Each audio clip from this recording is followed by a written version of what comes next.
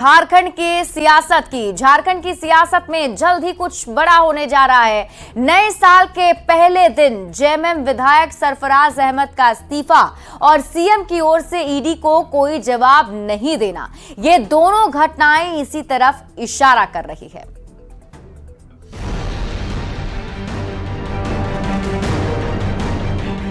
नए साल के पहले ही दिन गांडे के जेएमएम विधायक सरफराज अहमद के इस्तीफे ने झारखंड में सियासी हलचल कुछ ज्यादा ही बढ़ा दी। अब जबकि झारखंड में विधानसभा चुनाव होने में 1 साल से भी कम का वक्त बचा है, ऐसे में जेएमएम विधायक सरफराज अहमद के इस्तीफे ने कई सियासी अटकलों को जन्म दे दिया है। क्या इसके पीछे कोई नाराजगी है या फिर आने वाली सियासी उठापटक को देखते हुए कोई सोची समझी प्लानिंग? मुख्य विपक्षी दल बीजेपी का कुछ ऐसा ही कहना है। मुख्यमंत्री जी को शायद एहसास हो गया है कि 70,000 करोड़ का जो घपला घोटाला उनकी सरकार में हो गया, उसका जो है कयामत की रात वो आ गई है। जजमेंट डे आ गया और मुख्यमंत्री जी वैकल्पिक व्यवस्था करने में लगे हैं, ऐसा हमें लगता है। लेकिन ये कितनी शर्मनाक बात है कि मुख्यमंत्री जी अगर ऐसा कर रहे हैं जैसी खबरें आ रही हैं, तो उन्हें क्या अभी भी अपने जेएमएम के किसी भी विधायक पर विश्वास नहीं, अपने किसी कार्यकर्ता पर विश्वास नहीं कि फिर से किसी सोरेन टाइटल वाले व्यक्ति को ये अपनी जगह बैठाने की कोशिश कर रहे हैं। ईडी की ओर से सीएम को जारी 7वें समन की समय सीमा समाप्त हो गई है। इसमें ईडी ने पीएमएलए की धारा 50 के तहत पूछताछ के लिए समय और तारीख बताने को कहा था, पर अब जबकि सीएम ने कोई जवाब नहीं दिया है, तो ईडी की संभावित कार्रवाई को देखते हुए सत्ता पक्ष की ओर से भविष्य की प्लानिंग की जा रही है। अटकलें लगाई जा रही हैं कि विपरीत हालात में मुख्यमंत्री हेमंत सोरेन पत्नी कल्पना सोरेन को गद्दी सौंप सकते हैं। ऐसे समय में गांडे जैसी आदिवासी और मुस्लिम बहुल सीट से उन्हें चुनावी मैदान में उतारा जा सकता है। जेएमएम विधायक सरफराज अहमद का इस्तीफा इसी प्लानिंग का हिस्सा हो सकता है, पर सत्ता पक्ष अभी पत्ते खोलने को तैयार नहीं है। अभी खाली हुआ है, उन्होंने इस्तीफा दिया है विधानसभा से, इसका नोटिफिकेशन निकला है। मैंने इसीलिए कहा कि जो भी परिस्थिति बनेगी पार्टी उस पर निर्णय लेगी। हमें नहीं लगता कहीं इतनी बात होने की जरूरत है या उनको कुछ कहने की जरूरत है। उन्होंने जो भी फैसला लिया होगा, हम गठबंधन के साथ ही हैं, हम समझते हैं कुछ अच्छा ही राज्य के हित में ही लिया होगा। बहरहाल ईडी के अगले कदम से पहले जेएमएम विधायक के इस्तीफे ने झारखंड में सियासी हलचल बढ़ा दी है। इसके साथ ही आने वाले दिनों में झारखंड की राजनीति में होने वाली संभावित उठापटक का संकेत भी दे दिया है। Bureau report, news 18।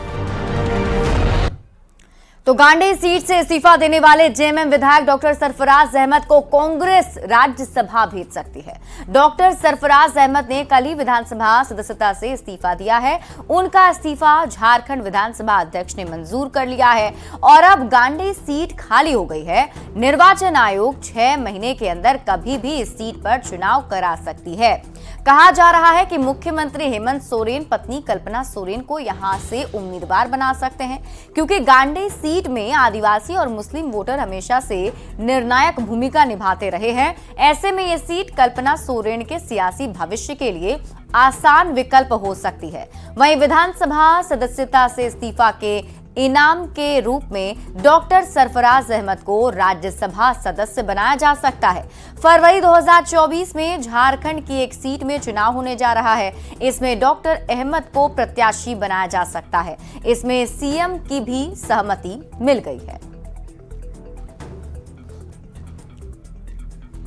तो झारखंड की सियासत में एक बार फिर कल्पना सोरेन के नाम की चर्चा जोर शोर से शुरू हो गई है और ईडी के 7वें समन की समय सीमा के गुजरने और संभावित कार्रवाई को देखते हुए कल्पना सोरेन को झारखंड का मुख्यमंत्री बनाने की चर्चा जोरों पर है। कल्पना सोरेन झारखंड के मुख्यमंत्री हेमंत सोरेन की पत्नी है। 7 फरवरी 2006 में उनकी शादी हुई थी। मूल रूप से ओडिशा के मयूरभंज की रहने वाली कल्पना सोरेन का जन्म साल 1976 में रांची में हुआ था। उन्होंने ग्रेजुएशन तक पढ़ाई की है। उनके ससुर और पति जरूर राजनीति में सक्रिय हैं, पर अब तक वो सियासत में पूरी तरह से सक्रिय नहीं देखी गई हैं। हालांकि महिलाओं से जुड़े सामाजिक कार्यक्रम में जरूर हिस्सा लेती रही हैं। कई मौकों पर उन्हें मुख्यमंत्री पति हेमंत सोरेन के साथ खड़े देखा गया है। ऐसे में उन्हें भविष्य का मुख्यमंत्री बताया जा रहा है। झारखंड में मची सियासी उथल-पुथल के बीच प्रदेश कांग्रेस के नए प्रभारी गुलाम अहमद मीर कल रांची आ रहे हैं और इस मौके पर कांग्रेस की ओर से उनका जोर शोर से स्वागत किया जाएगा।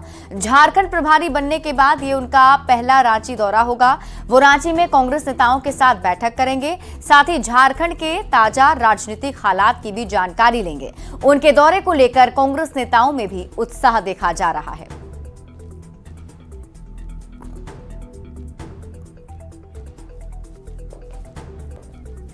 समारोह रखे हैं कल उसके बाद जिला अध्यक्षों और जो महासचिव हैं वो अपनी बात को रखेंगे आदरणीय प्रभारी के सामने कि हम कहां तक पहुंचे, हमने क्या काम किया अब तक, उन सारी बातों पर चर्चा होगी। उसके बाद कल के बाद 3 तारीख को विधायक दल के जो विधायकगण हैं उनसे बैठक होगी, पीएसी के जो मेंबर्स हैं उनके साथ बैठक होगी और बोर्ड निगम में जो लोग बने हैं उनकी वो क्या कर रहे हैं उनकी भी एक बैठक होगी।